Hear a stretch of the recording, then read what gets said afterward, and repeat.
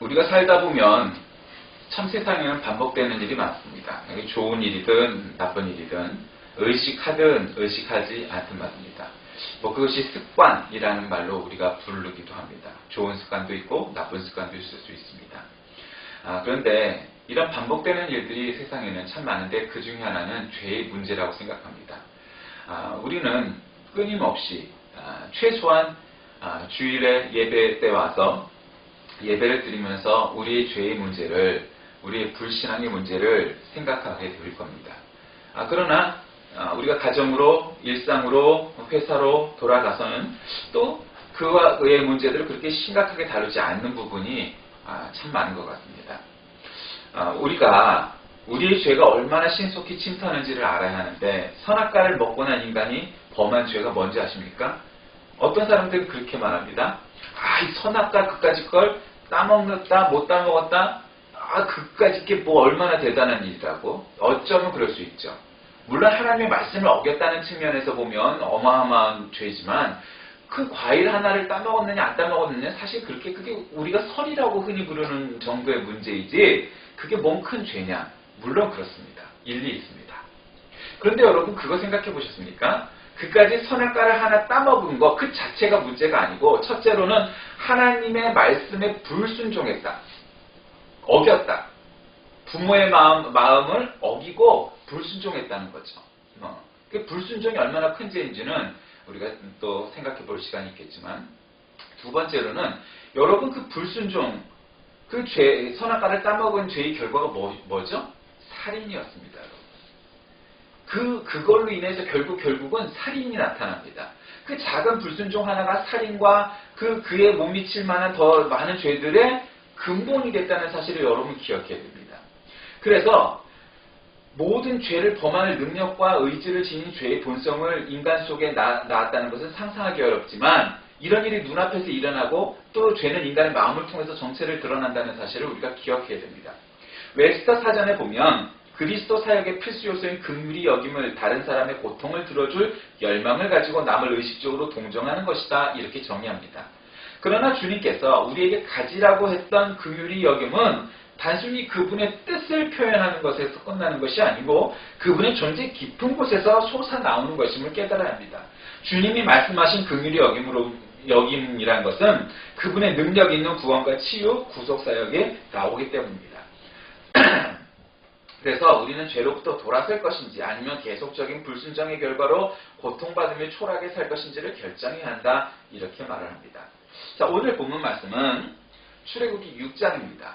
우리가 이 전장까지 모세가 하나님께 부름을 받고 바로 앞으로 가서 말을 합니다. 근데 아직 듣지 않습니다. 그 연장선상에 있는 대목입니다. 6절에 보니까, 그러므로 이스라엘 자손에게 말하기를 나는 여호와라. 내가 애굽 사람의 무거운 짐 밑에서 너희를 빼내며 그들의 노역에서 너희를 건지며 편팔과 여러 큰 심판들로서 너희를 속량하여 너희를 내 백성으로 삼고 나는 너희의 하나님이 되리니 나는 애굽 사람의 무거운 짐 밑에서 너희를 빼낸 너희 하나님 여호와인 줄을 너희가 알지라.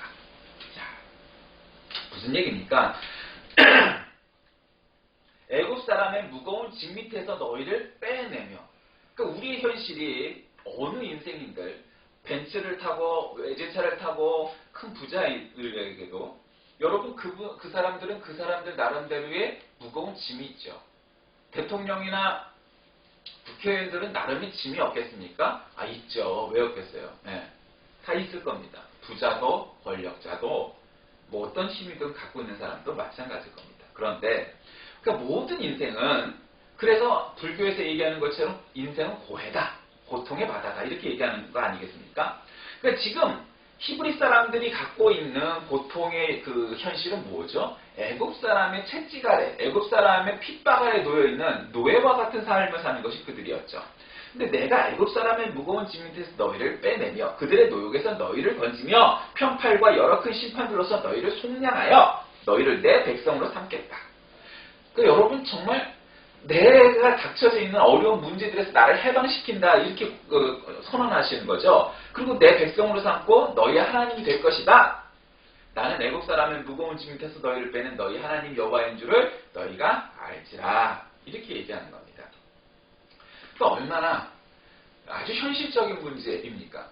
근데 여러분 우리가 가끔 그런 생각하죠. 하나님 믿으면서 하나님은 현실적인 문제, 뭐 예를 들면 만화같이요, 영화같이요, 갑자기 하늘에서 무슨 뭐 팔이 그냥 나타나서 우리 해결해주고 우리가 기도만 하고 눈만 딱 뜨면 그냥 우리가 기도한 대로 다 이루어졌으면 하는 꿈 같은, 만화 같은, 어린애 같은, 우리가 그런 게 믿음 아니겠어요? 왜 하나님은 내 기도 안 들어주세요? 30년을 기도했는데 가끔 그러기도 합니다.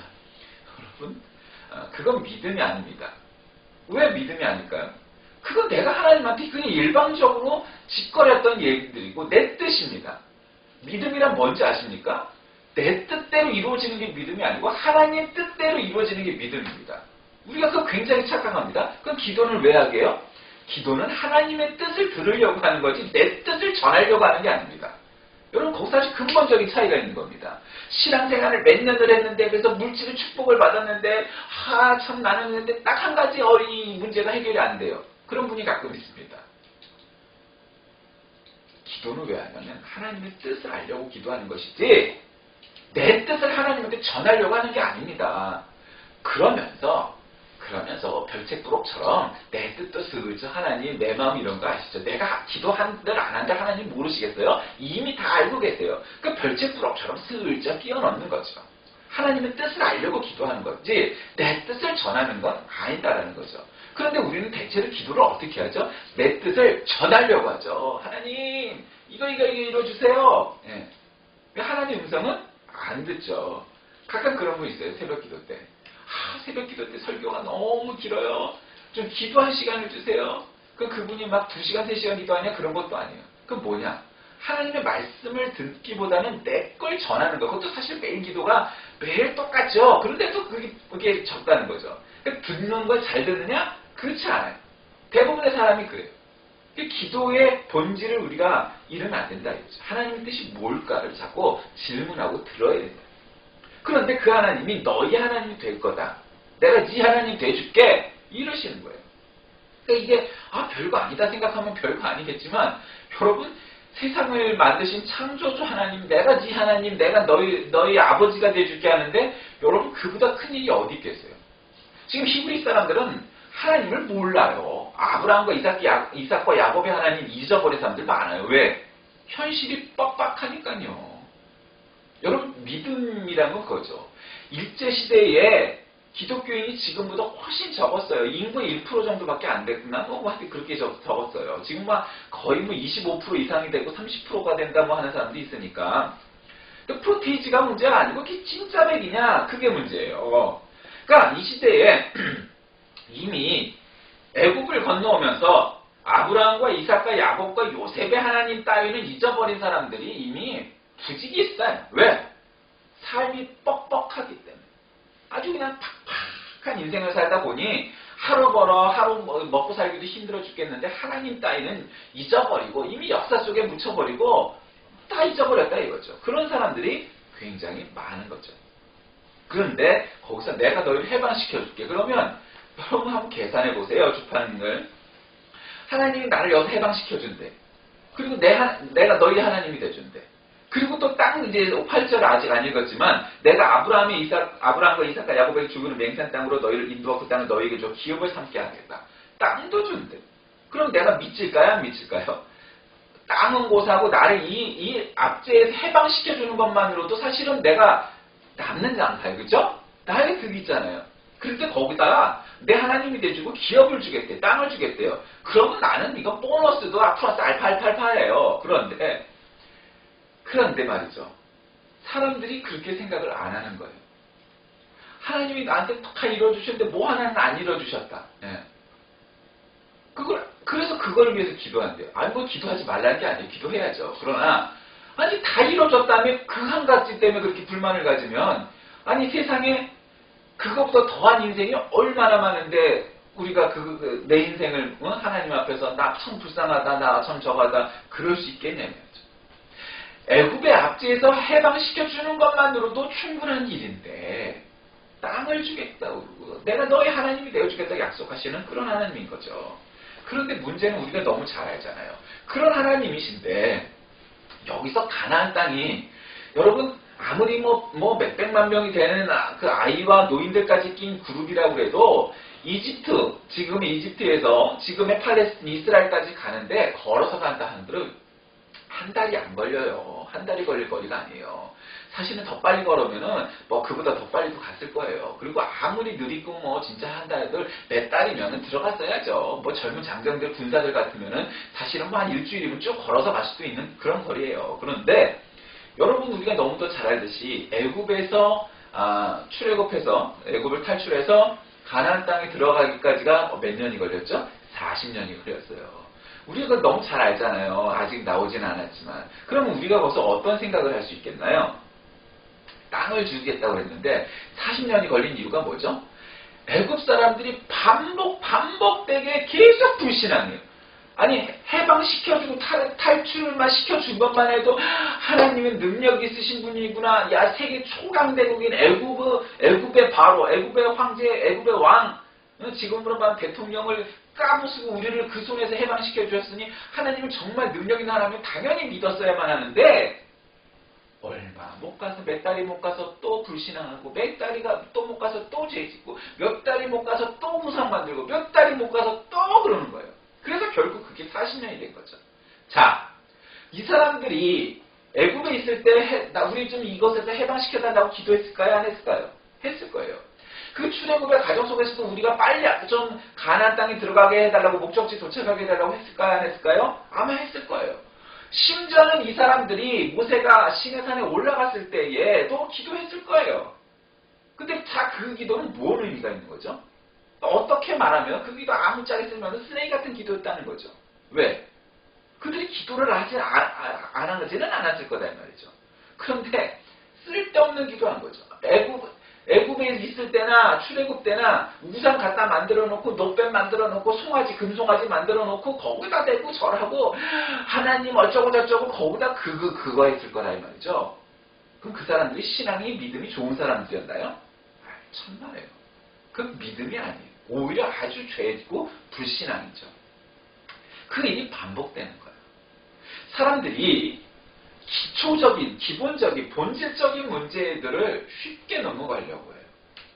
근데 여러분, 본질적인 문제에 충실하다는 것은 굉장히 중요한 거예요. 우리나라가 노벨상을 못하는 이유는 기초과학이 부실하기 때문이죠. 너무 잘 알아요. 근데 그게 제가 어렸을 때도 그런 얘기를 했지만 지금도 그래요.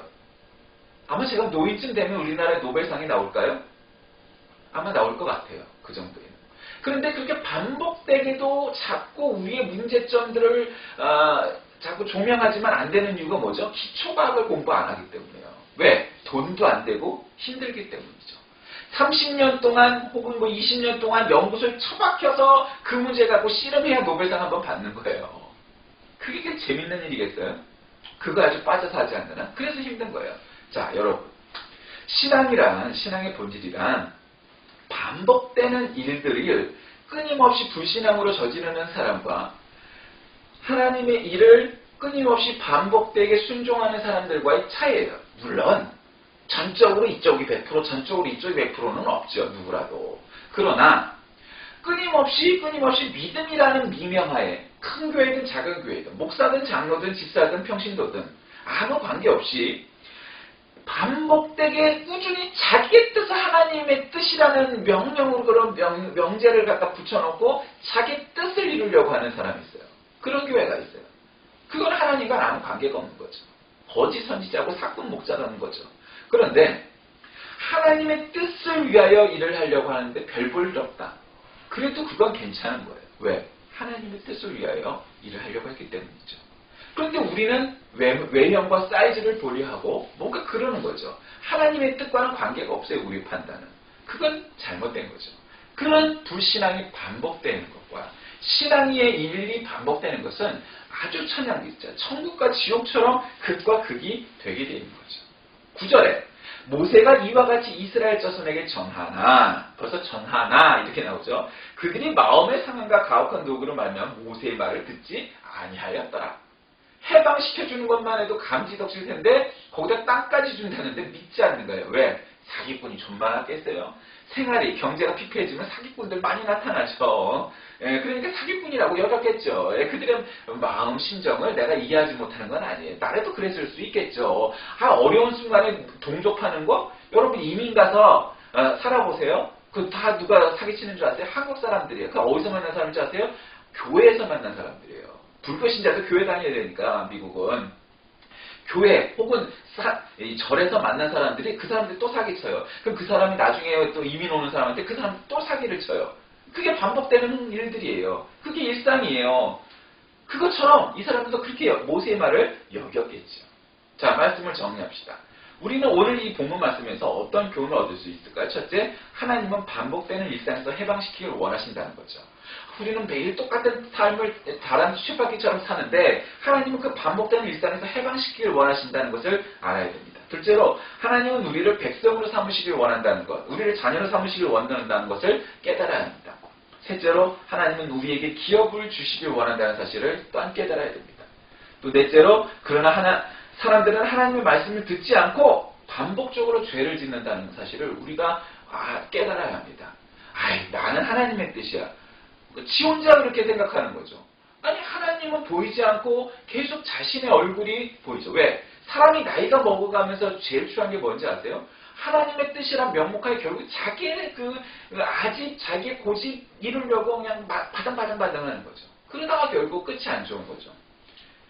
반복적으로 사람들은 일을 하게 돼 있어요. 근데 그 반복이라는 것이 하나님의 뜻을 위하여 선한 싸움을 싸우다가 가는 것은 그 결과가 어떻든 그 삶은 아름답지만 아무리 교회가 커지고 내가 물질적으로 축복을 받았느니 어쨌느니 그 지랄들을 하지만 결국은 내가 하나님의 뜻이 아니라 내 사욕을 위해서 산 인생은 별로 의미 없는 인생이죠. 벼룩만도 못한 인생이 되는 거예요. 그건 사람들이 볼 때 저 사람은 부자야, 저 사람은 성공해서 그럴지는 모르나 믿음의 눈으로 하나님의 보는 입장에서 그 인생은 별 가치 없는 거죠.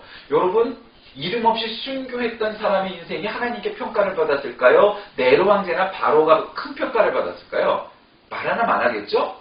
근데 왜 우리는 성경 속에 나오는 그 사람들은 그러리라고 당연히 다 정답을 땅땅 내리지만 내 삶에 있어서 지금의 현실에 있어서는 왜 우리는 네로나 혹은 바로의 삶을 우리는 좇으려고 하고 이름 없는 순교자의 삶을 선택하지 않으려 하는 것이죠.